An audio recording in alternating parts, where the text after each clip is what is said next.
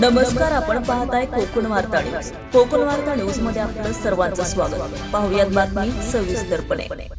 महाड ऐतिहासिक नगरीमध्ये महाड नगरपालिकेच्या हद्दीमध्ये प्रशासकीय राजवटीच्या माध्यमातून अनेक कामे सुरू असताना तर काही कामे अर्धवट अवस्थेत धूळ खात पडलेले असताना महाड शहरांमध्ये प्रवेश करताना पश्चिमेकडे असलेल्या गांधारी पुलासाठी मंत्री भरत शेठ गोगावले यांच्या अथक प्रयत्नातून सुमारे 8 कोटी रुपये खर्चाच्या मंजूर झाल्यानंतर महाड नगरपालिका ही प्रशासनाच्या ताब्यात असल्यानं प्रशासकीय राजवटीमध्ये महाड नगरपालिकेच्या मार्फत TNT कंपनीला गांधारी पूल बांधण्याचं काम दिलं आहे.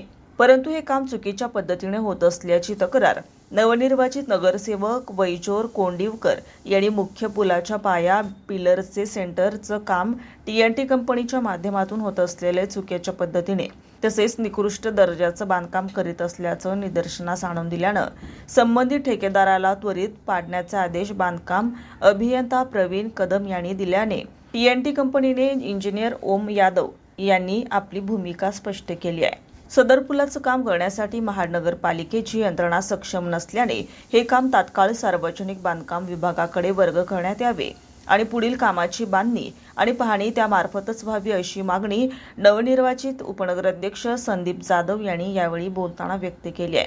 परंतु घटनास्थळी पाहणी करून झाल्यानंतर गांधारी पुलाच्या कामासंदर्भात जे काही महाड शहरात बोलले जात असताना त्याची माहिती घेण्यासाठी आमचे प्रतिनिधी उदय सावंत गेले असताना महाड नगरपालिकेचे बांधकाम अभियंता प्रवीण कदम यांनी देखील आपली भूमिका स्पष्ट केली आहे.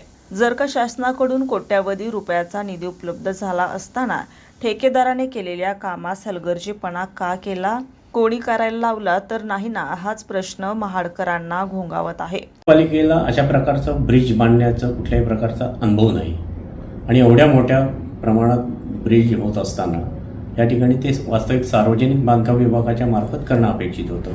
परंतु ठीक आहे, जर करत असतील तर त्या ठिकाणी नगरपालिकेचा सक्षम तांत्रिक अधिकारी त्या ठिकाणी उपस्थित पाहिजे आणि त्या दृष्टीनं त्यांनी लाईन आऊट वगैरे काय असतील त्या तांत्रिक गोष्टी पडताळणी करणं आवश्यक होतं. परंतु कुठल्याही प्रकारची त्या पडताळणीच्या बाबी झालेल्या नाहीत. म्हणूनच ही बाब जवळजवळ अर्धा पिलर भरल्यानंतर कॉन्क्रीटने भरल्यानंतर ही लक्षात आली आणि ते जर आज झालं नसतं तर आज मोठं अनर्थ झाला असता आणि अशाच प्रकारचं ठेकेदाराचं काम थांबवलेलं आहे आम्ही आणि ते पूर्ण त्याचं ते पिलर आहे मधला जो अलाइनमेंट चुकले ती तांत्रिकदृष्ट्या पूर्ण काढून त्या ठिकाणी नवीन पिलर उभारण्याचे या ठिकाणी सूचना सचिन पोरे म्हणून आहेत ते कन्सल्टंट त्यांनी दिलेले आहे. इन्स्पेक्शन केल्यानंतर लक्षात आलं की खरंच मध्य रेषेमध्ये सेंटर लाईनमध्ये हा पियर नंबर 1 नाही. त्या संदर्भात मग तो पियरमध्ये जर नसल्यामुळे त्या संदर्भात त्यांनी कॅल्क्युलेशन्स वगैरे केली आणि 2 दिवसापूर्वीच ते पुन्हा साईटवर आले होते.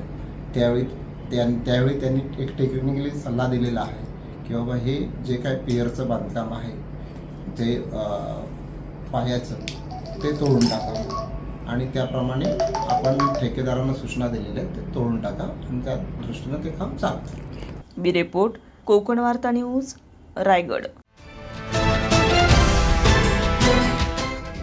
नमस्कार, आपण पाहताय कोकण वार्ता न्यूज. कोकण वार्ता न्यूज मध्ये आपलं सर्वांचं स्वागत. पाहुयात बातमी सविस्तरपणे.